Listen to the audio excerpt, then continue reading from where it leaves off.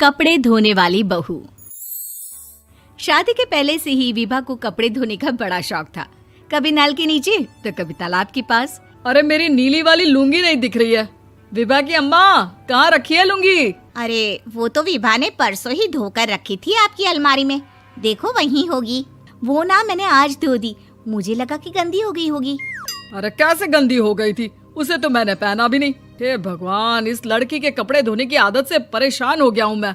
जितना तो घर में राशन नहीं आता, उससे कहीं ज्यादा डिटर्जेंट पाउडर का खर्चा है।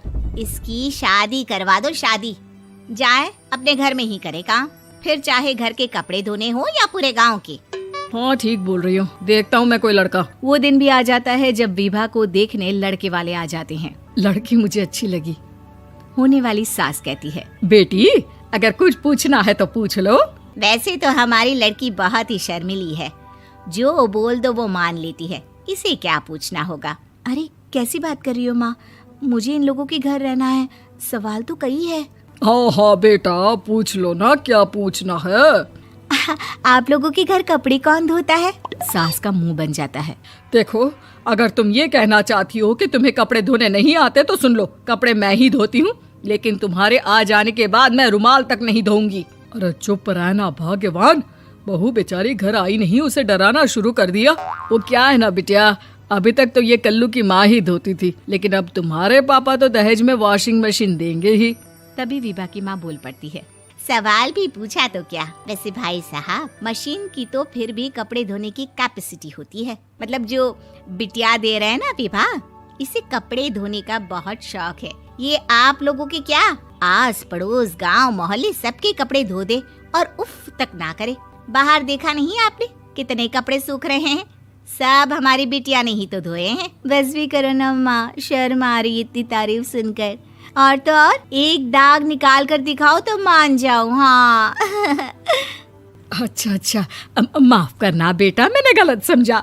हमें तो रिश्ता बहुत पसंद है। और ऐसे जुड़ जाता है रिश्ता कपड़े धोने का शौक रखने वाली विभा का। उसकी शादी हो जाती है कोयला फैक्ट्री में काम करने वाले कल्लू के साथ। शादी के बाद अचानक विभा चिल्लाती हुई सास के पास आती है। सासू माँ, अरे सासू माँ कहाँ है आप?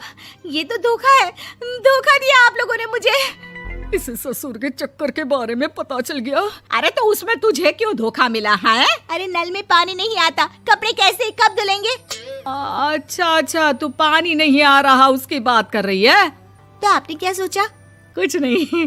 अच्छा, तेरी माँ ने कहा था कि कपड़े धोने का शौक है तुझे, याद आया मुझे। शौक बोलकर कपड़े धोने वाले मेरे जुनून को कम ना आके सासू माँ, कपड़ा धोना मेरा गुरूर है। तभी पति भी वहाँ आ जाता है। अभी मैंने इसे सनी देओल की फिल्म दिखाई है, उसी के डायलॉग मार रही है माँ। अच्छा सुन, साफ साफ बता रही हूँ, पानी सुबह 4 से 6 और शाम को 10 से 12 आता है, समझी? विभा टाइमिंग सुनकर हैरान हो जाती है। ये क्या भूतों का मोहल्ला है? सुबह 4 बजे उठकर कौन कपड़े धोता है? 4 बजे टंकी में पानी जाता है, फिर सारा दिन धोना ना, किसने मना किया? अरे कैसी बात कर रही हैं? 200 लीटर की टंकी में कितने कपड़े धो लूंगी मैं? सुबह ही उठ जाऊंगी मैं। अब क्या था, विभा सुबह 4 से लेकर रात के 12 बजे तक कपड़े ही धोती रहती। एक रोज सास पड़ोस से निकलकर कहीं जा रही होती है कि साथ वाली कहती है, हाँ कल्लू की माँ, जरा ये बताओ कि 2 साड़ी है, 2 ब्लाउज और एक पेटीकोट और एक नाड़े वाला लंबा कच्छा। हाँ तो? अरे तो क्या, कितना लोगी धुलाई ये बताओ। धोबन दिख रहे हैं हम क्या? हमारे पति सरकारी नौकरी से अभी रिटायर हुए हैं और बेटा सुपरवाइजर है कोयला फैक्ट्री में। धोबन समझ रखा है हमें? हाय रे कल्लू की अम्मा, माफ कर दो, वो तो मोहल्ले में यही सब बता रहे थे कि तुमने बहू को कपड़ा धुलवाने के काम में लगा दिया है। सास को पड़ोसन की बात सुनकर गुस्सा आ जाता है। वो घर पहुंचती है जहां घर के बाहर ही इतने सारे कपड़े सूख रहे होते हैं जितने कि किसी धोबन के घर पर। अरे ओ कल्लू की दुल्हन, बाहर निकल। माँ जी यहीं आ जाओ, बाथरूम में चादर धो रहे हैं हम। अरे अभी हम धोते हैं, तुमको बाहर निकलो। ये आस पड़ोस वाले बोल रहे हैं कि हम बहू से कपड़े धुलवा कर उसे कपड़ा धोने वाली बना दिए हैं। अरे छोड़ो ना माँ जी, किन लोगों की बातों में आती हो? आस पास के लोगों का तो काम ही होता है कि वो किसी तरह सास बहू को लड़ा दे। बहू सारे घर के कपड़े धोती है, ये क्या कम है? बोलिए।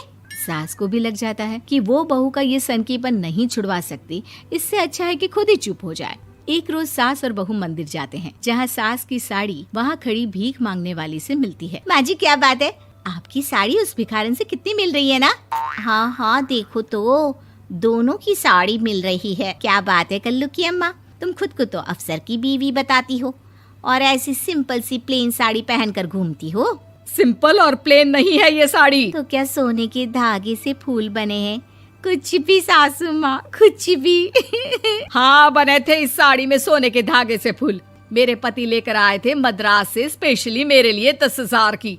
ताहे भाई साहब इस भिखारन के लिए भी सेम टू सेम साड़ी लेकर आए होंगे 10,000 की। सास उस वक्त तो कुछ नहीं कहती, लेकिन बहू के साथ घर आती है और अलमारी से एल्बम निकाल कर लाती है। ये साड़ी देख रही है, ये वही साड़ी है जिसे मैंने अभी पहना था। इस साड़ी में ये जो चमकदार फूल दिख रहे हैं ना, ये सोने के धागों से काढ़े गए हैं। लेकिन तू लोकल वॉशिंग मशीन ब्रश से घिस घिस कर सारे फूलों को निकाल कर साड़ी प्लेन कर दी। मुझे माफ कर दीजिए सासू माँ। और तो और, जब मैंने तुझे तेरी गलती के लिए कुछ नहीं कहा, लेकिन तूने तो सबके सामने मेरा मजाक ही बना दिया। क्यों? बहू को समझ में आ जाता है कि अब से उसका कपड़े धोना बंद।